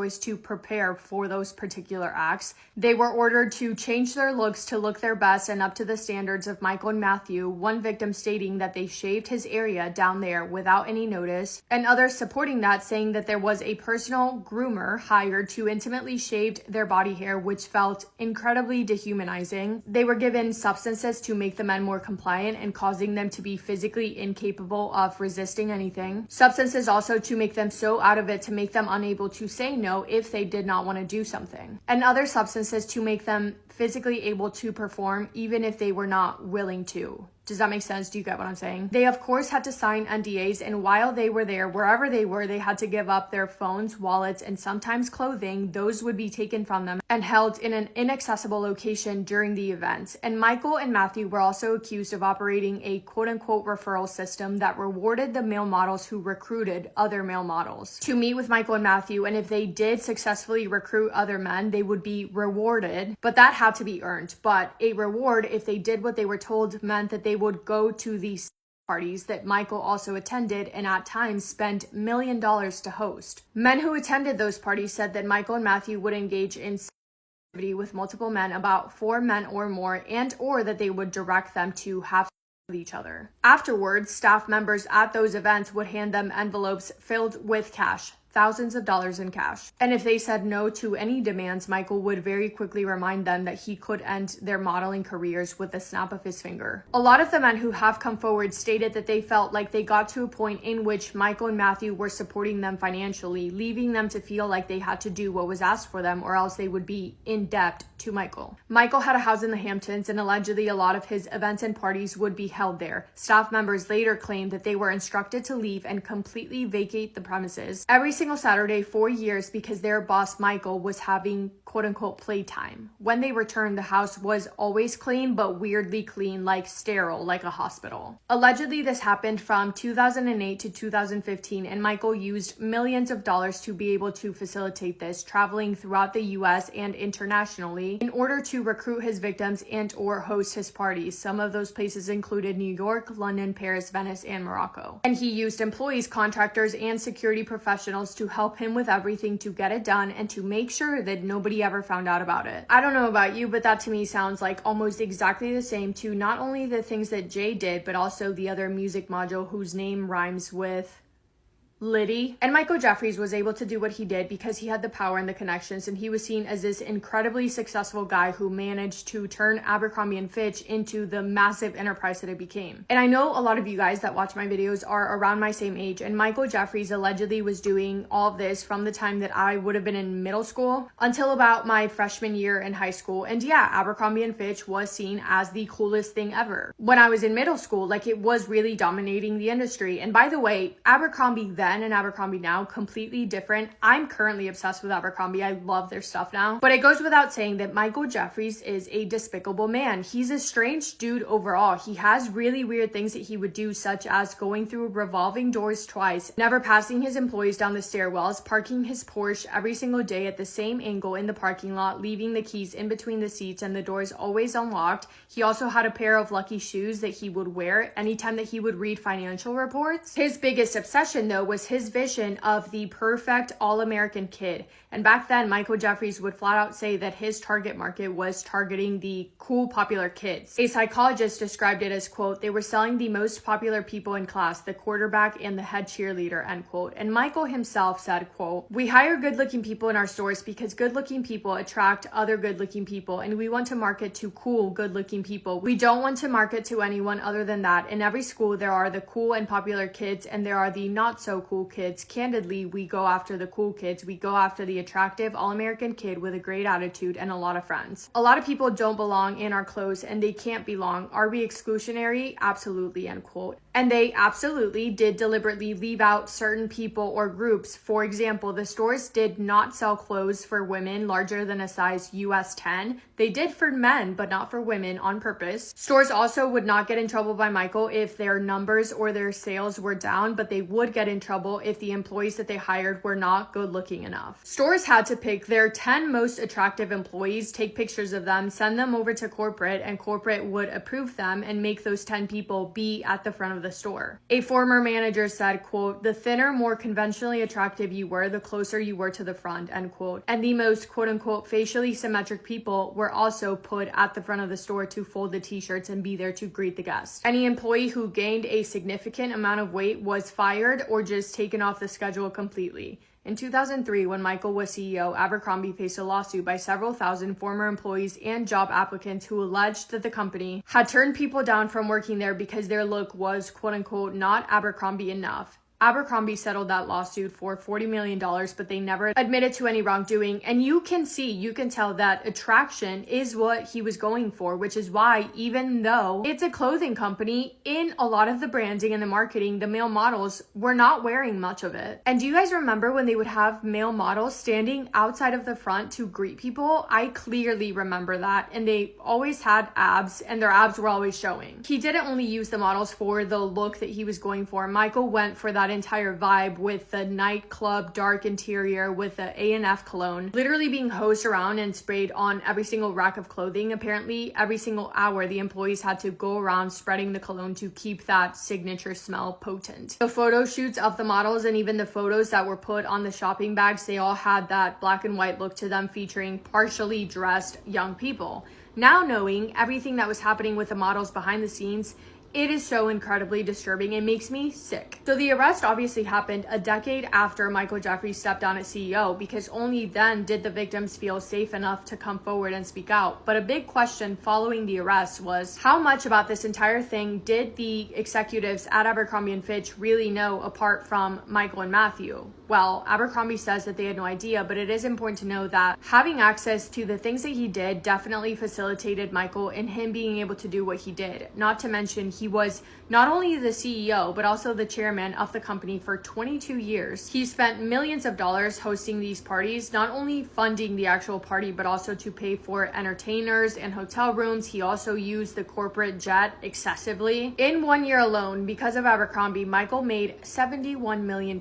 So the question is, were others in the company not involved but aware of what the money was being used for? As far as who else was involved, we don't know, but it's reported that at at these parties and events, Michael and Matthew would have guests that have only been described to as being their quote-unquote friends. At one of the largest events that he hosted, he held it in a private villa in a 5-star hotel. In 2011, he flew dozens of men to Morocco, and him and Matthew invited these friends. One of the men that was flown to Morocco to be an entertainer was only going because he was under the impression that he was just going to go there to dance, but not that he would be physically involved with anyone there. He was just going to perform, to dance on his own and then leave, and he decided to do so because he needed the money to be able to support his family. But when he was there, moments into his dance, Michael came on to him. And the next thing he remembers is falling asleep and waking up with something inside of him, leading him to believe that he had been and 80-year-old Michael pleaded not guilty to 16 criminal charges in a New York federal court, and he put up a $110 million bond. He was released and walked out of there smiling. If convicted, he is facing a maximum sentence of life in prison and a minimum sentence of 15 years. However, his case has been put on pause. It was put on pause this past summer in May of 2025 because a judge ruled that Michael was mentally incompetent to stand trial after it was determined that he suffers from Alzheimer's disease and dementia and has residual effects of a traumatic brain injury. His issues were described as progressive and incurable, making him unable to assist in his own defense. The judge ruled for him to be hospitalized for treatment and then be reevaluated to determine if his competency could be restored, but that does not look likely. Matthew and James have also pleaded not guilty to all charges. Matthew was released in a $10 million bond under conditions including home detention and GPS monitoring. James was also released on a $500,000 bond and is under home confinement with GPS monitoring. And again, everything I just talked about is alleged, and all three of them are presumed innocent unless and until proven guilty. Yeah. Hopefully this video does not get taken down because I'm eager to see what you guys have to say. Anyway, that's all for today. Thank you for spending time with me today. I love you guys so much. Hope you're having the best day ever. If not, go do something to make your day better. Go get yourself a little treat. Make yourself happy. Make somebody happy. And I will see you in my next video. Massive kiss on the forehead to every single one of you. 2 kisses. I would be traumatized for my entire life if I'd seen what this man's colleague saw inside this house of horrors. This is the disturbing case of the Chen family. It was October 2014 in Guilderland, Albany, New York. A lovely family of 4 lived in the area. This was married Jin Chen, Hai Yan Li, and their 2 sons, 10-year-old Anthony and 7-year-old Eddie. On the 8th of October that year, Jin had failed to turn up to work at a local Chinese restaurant, which was particularly out of character. He always showed up at work. So his colleague, who actually unfortunately didn't really speak much English, showed up to the family home on Western Avenue to investigate at around 1 p.m. And what he found in that house would undoubtedly scar him for life. The place was a total bloodbath. All 4 members of the family were inside. They'd all been bludgeoned to death. Now, as I said, this colleague really didn't speak much English, so he had to frantically find somebody to call 911 for him. Police raced to the scene and were horrified by what they found. It was clear that this was a very, very brutal quadruple killing, but they couldn't find a murder weapon anywhere. They determined that all of the family members were killed between 3:30 a.m. and 6:30 a.m. They said either hammers and or knives were used, and I just can't imagine how utterly terrifying that must have been, especially for these poor children. The police really couldn't figure out what a motive could have been. The only slight inkling that they had was quite a large amount of off-the-books cash that the dad had been dealing with, which allegedly involved undocumented workers at the Chinese restaurant. Rewards were offered to anyone who came forward with information, and just in case people were kind of scared about implicating themselves, the police even offered immunity for anybody who spoke out and gave them some sort of something to work on. But still, no one came forward. DNA evidence was collected at the scene, but frustratingly offered no help to the investigation. Chillingly, whoever committed this quadruple homicide remains free. The mystery continues, and this horrific crime case remains disturbingly unsolved. The exotic pet owner that released 50 of his wild animals into the public before taking his own life. This is the worst example of wild pet ownership and widely known as the Zanesville Massacre. Terry Thompson was a lifelong collector of exotic pets. He was even featured on a TV show called Wild Kingdom and even provided a baby lion for a photo shoot with supermodel Heidi Klum. It was said that wild animals covered the entirety of Terry's property. There were tigers in the garage, monkeys in the basement, cougars in the bedroom, and so forth. In the years leading up to the tragic Zanesville Massacre, Terry was struggling. Recently out of prison, heavily in debt, and his wife had just left him. So that takes us to October 18th, 2011. Terry released 50 of his wild animals before unaliving himself. His body was then partially eaten by his own pets. And then the 911 calls started to quickly come in. There were dozens of sightings of these dangerous wild animals all over town. Just try to imagine this for a second. You're like sitting on your front porch and a lion just walks through your front yard, or you're trying to drive down the street and there's a grizzly bear on one side of you and a wolf on the other. 911. Is this a hoax or is there truly? No, it's true. And if you see anything, stay indoors. Remain indoors. Don't try to approach them. They're on the interstate. 2 more African lions. One is wounded roaming the property. It's complete chaos out there. And this is all happening in like a super small town in Ohio.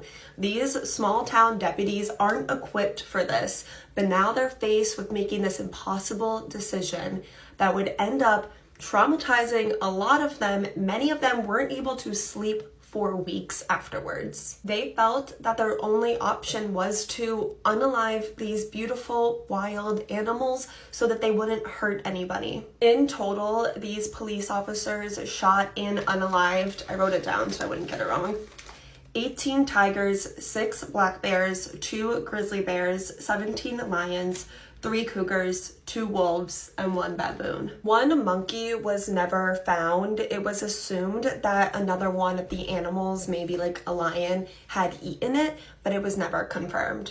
The dead bodies of all these animals were then piled up in preparation to bury them. There's a really disturbing, sad photo of all of the animals' bodies piled up online. Obviously, I'm not going to show that because it's really disturbing. And then all of the animals were buried on Terry's property, which I actually have a lot of issue with, and I don't see a lot of people bring this up.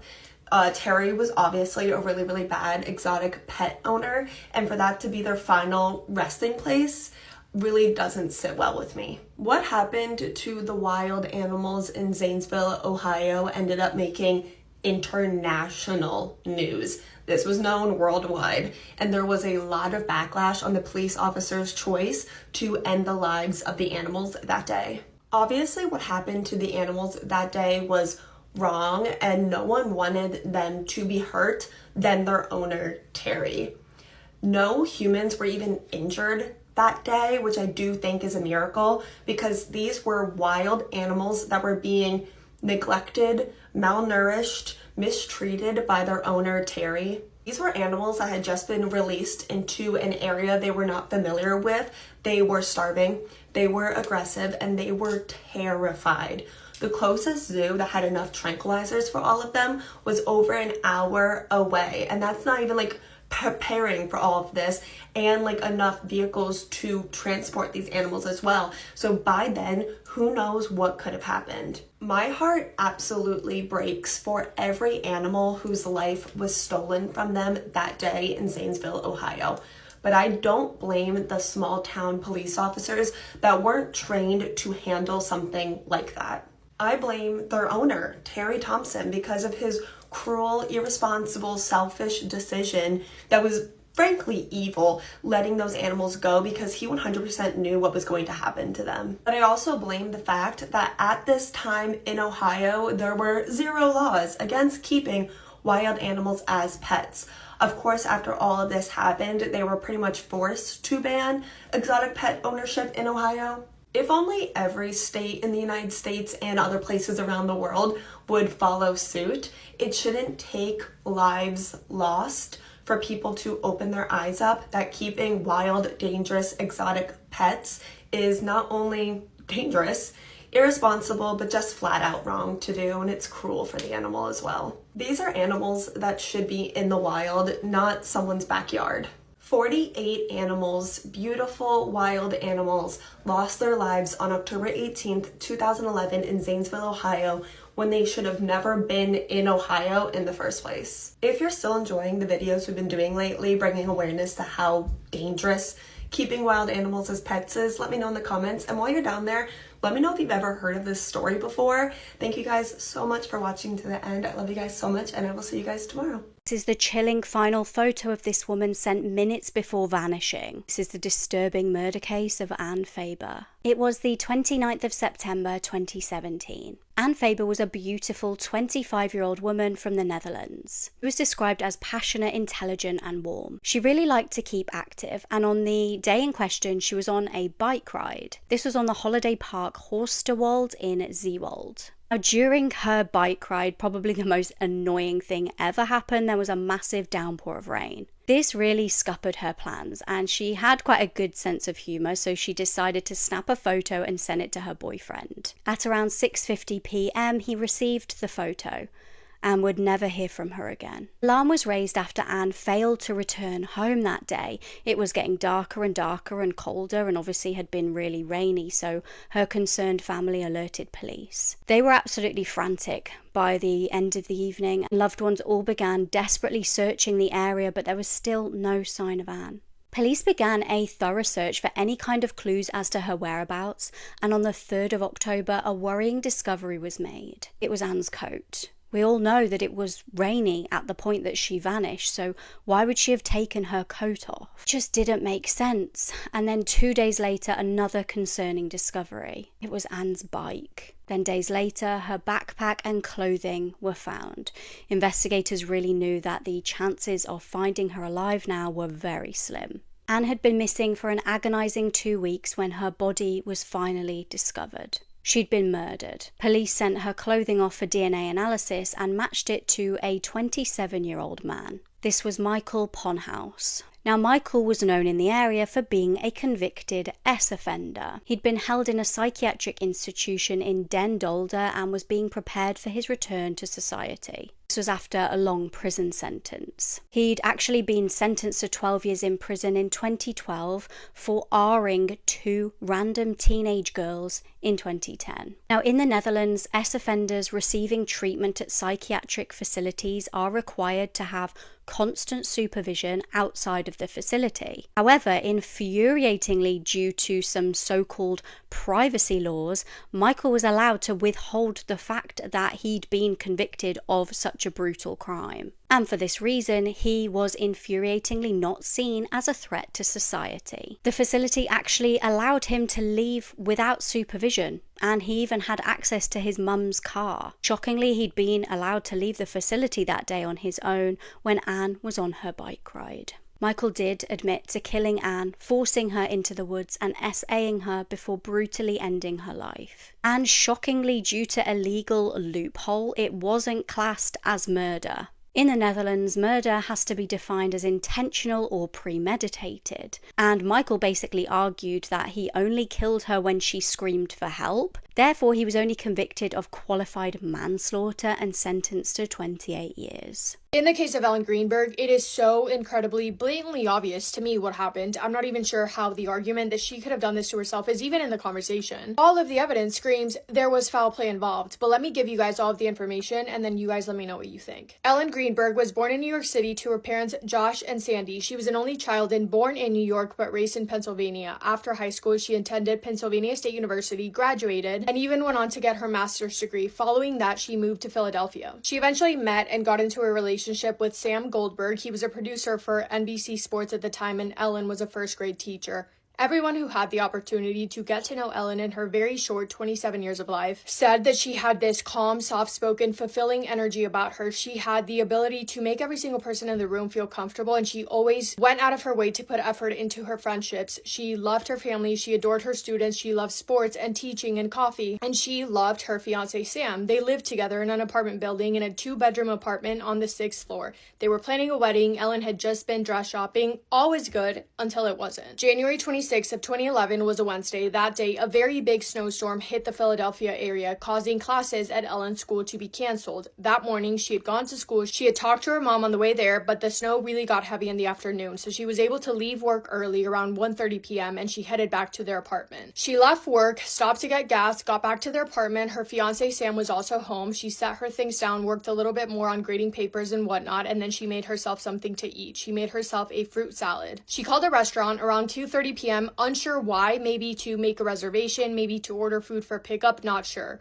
Around 4:50 p.m., Sam, her fiance, went downstairs to go and work out at the gym that was on the 1st floor of their apartment building. He would later recall that when he walked out of the apartment, Ellen was completely fine. There was nothing out of the ordinary in terms of her behavior. She was on her computer when he left, and we know that because there was activity on her computer at 4:45 p.m. He left to go to the gym around 4:50. Sam worked out and then headed back upstairs around 5:30 p.m., but when he went to walk inside of their apartment, he realized that the front door was locked. It was one of those little latch swing locks that was locked, so he was able to open the apartment door, but only a couple of inches because of that hatch lock. He started knocking on the door, banging on the door, calling out for Ellen, but she wasn't coming to unlock the door. Then he started texting her, and his text messages were quite sassy, saying things such as, "Hello, open the door. What are you doing? Hello, I'm getting pissed. You have no idea. You better have an excuse." Ellen was not responding, not in person through the door, not to his text, not to his phone call, so Sam decided to walk downstairs to find the security guard to get him to help him get back into the apartment. He couldn't help him, so Sam went back up to the 6th floor to knock some more, to try and wiggle the door and play around with the lock to see if he could get the door opened. That didn't work, so he went back downstairs for a second time to look for the security guard or the doorman, but he was told that they couldn't help him because it was against company policy or something of that sort. So Sam went back up to the 6th floor and he resorted to breaking down the door. He pushed on it with a lot of force, mainly using his shoulder to push on the door until the lock broke. The door swung open, and there Sam saw his 27-year-old fiance, the love of his life, Ellen Greenberg, lying on the floor with a pool of red liquid around her. It was more than clear that all of that red was coming from Ellen herself, and Sam could tell that Ellen wasn't breathing. Sam called 911 to report the scene that he had just walked in on, and the operator on the phone got working on getting the police and an ambulance sent out to their apartment. But the 911 call, go listen to it on YouTube if you haven't, because I'm not exaggerating when I say that the way that Sam was describing the scene, this brutal crime scene that he just walked in on with the love of his life on the ground, unresponsive, you would think that he was talking about the weather or something so minuscule. It has been described as one of the strangest 911 calls that people have heard. Like, maybe his words showed concern, but the tone of his voice certainly did not. The first thing that he says is, quote, "Help, I just walked to my apartment. My fiance's on the floor with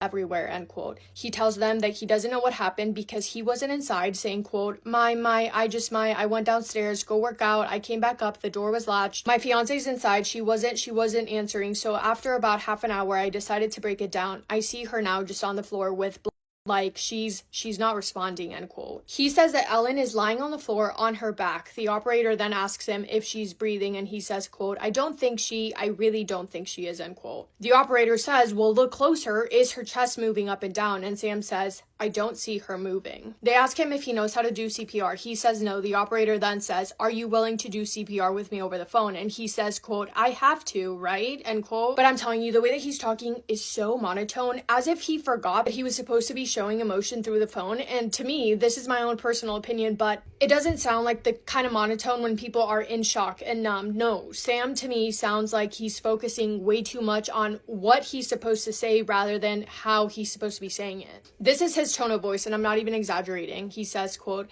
I went downstairs to work out and I came back up. The door was latched. Oh, like it was, it wasn't like, it was locked from the inside and I'm yelling. No sign of a break-in at all. I mean, there will be when you get here because I had to break down the latch, but to get in. All right, thank you. Okay, bye. It's really that casual. So when the operator tells him that he's going to have to attempt to do CPR, for some reason, even though at the beginning of the call he said that he found Ellen lying on the floor on her back, I guess, somehow, he had not noticed the biggest piece of evidence there was to see. Only when the operator is then instructing him on how to do CPR, he goes to rip her shirt and he says, in this tone of voice, he says, "Oh my God, she stabbed herself. She fell on a knife. Oh no, there's a knife sticking out. There's a knife sticking out of her heart," end quote. Don't ask me how or why it took him so long to notice, but that's when he does. And I can tell you that I've expressed more emotion in my voice when I've accidentally dropped to my phone versus when Sam is reporting that his fiance is unresponsive with a deep wound with something sticking out of her heart. And then he says, quote, "I'm just gonna let her down here now. I mean, what do I do?" End quote. When paramedics got there, they arrived at the apartment. They walked into a scene that did not make sense. Ellen was sitting on the kitchen floor, propped up against the kitchen cabinets like someone had set her there, sitting upright, her right hand wrapped around the that was buried deep in her chest. But she was holding it with her right hand, even though she's left-handed. It also looked like her body had been moved somewhere between the moment that Sam first called 911 to report the scene and the moment when paramedics arrived. 27-year-old Ellen Greenberg was pronounced deceased at the scene. And before her autopsy was done, officers at this scene ruled her death an unaliving because she was the only person inside the apartment when she passed, allegedly. They didn't question the first responders that were there first and were the first to see her body. They didn't tape off the scene as a crime scene, didn't really investigate it. That was kind of that. They just left. But Ellen had suffered 20 wounds on her chest, the back of her head, her neck, and her back. The one that ended her life was to her chest, and it was 4 inches deep. She was also covered in bruises in different stages of healing. 20 wounds, one so deep to her head that it went through her brain. And when the medical examiner took a look at her body the very next day, obviously there was no question that somebody had done this to Ellen, that there was foul play involved, so Ellen's cause of death was then changed and ruled a homicide. But then the medical examiner was called into a meeting with the investigators working in this case. It was the medical examiner with members of the police department and the DA's office. That was a private meeting. And whatever was talked about in there obviously changed the medical examiner's mind because afterwards, Ellen's cause of death was ruled again as an unaliving. According to investigators, the reason as to why it was changed back to an unaliving was 1, because of the lack of defensive wounds on Ellen, 2, the fact that the apartment door had been locked from the inside, and 3, because there was no signs of anyone else being in the apartment and because only her DNA was found on the weapon. So even though it was almost completely impossible, I would even say myself it was definitely impossible that Ellen would have been capable of causing those 20 injuries to herself on her back and on her head because she had no defensive wounds and because there was no proof of forced entry, it was ruled that she must have done this to herself. And the thing about a cause of death is that if you, a medical examiner, are unsure, you can list the cause of death as undetermined. If you list it as undetermined, the case remains open. But if you list it as unaliving, then that's it. Case is closed. To review the timeline again real quick, at 4:45 p.m., Ellen is on her computer. At 4:50, Sam leaves for the gym. At 5:26, Sam leaves the gym. By 5:30, he's knocking on the apartment front door, realizing that it's locked. He goes down to try and get help. He goes back up to the 6th floor, goes back down again, goes back up, breaks the door down, finds Ellen. Sam calls 911 at 6:31 p.m., assuming that was when he found Ellen, meaning he would have been trying to enter his apartment for an entire hour from 5:30 to 6:30 p.m., which is a long time. Luckily, apartment buildings have security cameras, and based on his movements caught on CCTV footage, in the movements that were seen, because not all of them were, but in the movements that were seen, there seems to be a gap between 6 p.m. and 6:28 p.m. when Sam is not seen on camera. And do you want to know what's something very, very strange about that? In that period of time where his movements are unaccounted for, Sam spoke to 2 people on the phone, his cousin at 6:14 p.m. and his uncle at 6:26 p.m., both lawyers. Josh and Sandy, Ellen's parents, were snowed back in at their house when they got the news that Ellen was gone. Her mom said that when she got the news, all she knew was that her world went dark and that she no longer had a daughter. Remember, Ellen was an only child and her mother will forever and always be a mother, but it just breaks my heart for her parents. Ellen's parents, as well as her psychiatrist, were pretty bewildered at the thought that Ellen could have done this to herself because her parents admitted that, yeah, she had been going through some work-related stress, but other than that, there was absolutely nothing that would have signaled that Ellen would have done something like this to herself, that she would have wanted to leave forever. Ellen had been dealing with anxiety, which is why she was seeing a psychiatrist in the first place, and she had been prescribed anti-anxiety medication as well as Ambien, which is medication to help you sleep, but her psychiatrist's last notes from their most recent session stated very clearly that Ellen was not showing any signs of not wanting to be here anymore. And I know that you can never know what really is going through someone's minds and if they are considering wanting to leave forever, But the signs from both her family members, the people closest to her, as well as her psychiatrist, definitely have to be considered here, I think. Her psychiatrist also stated that she seemed to be very happy in her relationship with Josh. Her parents were supportive of her relationship with Josh, stating that he was, quote, a fine young man. And they also thought that there was no reason to suspect unaliving in any way, shape, or form. They said that she was a happy person, an anxious person, but still a happy one. Her students loved her, her family loved her, her friends loved her. She was in the middle of planning a wedding, not to mention little things like the fact that she had just gotten gas in her car right before she got home. She made herself a fruit salad that she did not eat. She also called the restaurant when she got home, possibly to make a reservation for the night. Her behavior overall and the things that she did earlier in that day were just not consistent with someone who was planning on unaliving herself. And I know that the door being locked from the inside is a big thing and definitely is something that should be taken into consideration, but so should the literal medical evidence. The medical examiner ended up sending a portion of Ellen's spinal column to a lab to be analyzed, because if the wound to the back of Ellen's neck had penetrated deep enough, that would suggest that it could have paralyzed her and made her unable to continue causing the additional injuries to herself. But the final ruling for that was that the wound was not deep enough, not severe enough to cause paralysis, meaning that it would have been possible somehow for her to continue performing multiple wounds. And 5 weeks after finding Ellen's body, after some back and forth, her cause of death was officially ruled and left as an unaliving. But 20 wounds. Let's just say that each wound would have taken her 1 second. Between movements, each one, 1 second, which I don't think that's possible. It definitely would have taken her more than 1 second. But let's just pretend that each wound took her 1 second. If she did this to herself, let's count how long that would have taken her. 1, 2, 3, 4, 5, 6, 7, 8, 9, 10, 11, 12, 13, 14, 15, 16, 17, 18, 19, 20. It just makes no sense to me how she could have done that to herself 20 times, 20 different wounds, one so deep that it went through her brain. And don't even get me started on how she could have done this to the back of her own body. Not to mention that Ellen was a squeamish person. She changed her mind when she was getting her ears pierced because she didn't like to feel pain. Ellen's parents, Josh and Sandy, were not accepting of the ruling being an unaliving. They hired private investigators, forensic scientists, pathologists, and lawyers to look at the evidence on their own and get their own opinion, and all of them stated that her injuries were inconsistent with an unaliving. A forensic pathologist writing in his report, quote, "It is my professional opinion that the manner of death of Ellen Greenberg is strongly suspicious of homicide," end quote. And a forensic scientist also writing, quote, "The number and types of wounds and stain patterns observed are consistent with a homicide scene," end quote. And if you want to focus on the fact that Ellen had a lack of defensive wounds, fine. But then you also have to consider the fact that she could have been caught completely off guard by whoever did this to her, leaving that as a reason as to why she would not have defensive wounds. She didn't have time to defend herself. And in regards to the wound on the back of her neck, even though it was ruled that it did not leave her paralyzed, a member of the Philadelphia's crime-solving organization also took a look at it and stated that you could clearly see that some nerves were severed, meaning that at the very least, she would have been in excruciating pain, leading her to become unconscious or lose at least some motor skills. And in concluding basically their own investigation, Ellen's parents also discovered that the door lock could have been tampered with and that it could have somehow been locked after Ellen had already passed. So every single argument that law enforcement had to back up their claim that this was an unaliving was questionable. And there were reasons to question literally everything, yet it seems like no one could have been bothered to do so. Even though Ellen's parents and loved ones fought as hard as they could to get justice for their daughter, a detective they hired said their first priority was to get the cause of death changed first, because if they got that changed, then they could turn their attention into finding the person responsible. But it needed to start with getting that changed.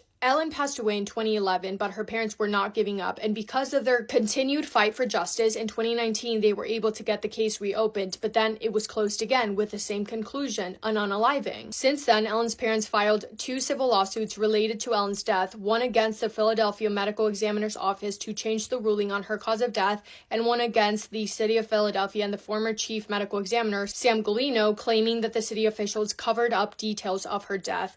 Both lawsuits were settled this year in February of 2025, and with the settlement reached, it meant that Ellen's death would yet again be reinvestigated. And the pathologist who conducted Ellen's original autopsy back in 2011 himself came out, and he said that even he no longer agreed with the ruling of her cause of death being an unaliving, and he said that the manner of death should be changed to be something other than an unaliving. But guess what? On October 10th of 2025, in a 32-page report, Chief Medical Examiner Lindsay Simon, considered to be Philadelphia's top pathologist, closed the case again, ruling that Ellen Greenberg's death was an unaliving. And Sam, her fiance, has never been once looked at as a suspect. The Greenbergs continue to push for answers to this day, but I mean, it's just unbelievable. But yeah, that is all I have for today. Thank you for spending time with me today and for listening to Ellen's story. I hope you guys are having the best day. If not, go do something to make it the best day. Make somebody happy, and I will see you in my next video. Massive kiss on the forehead to every single one of you.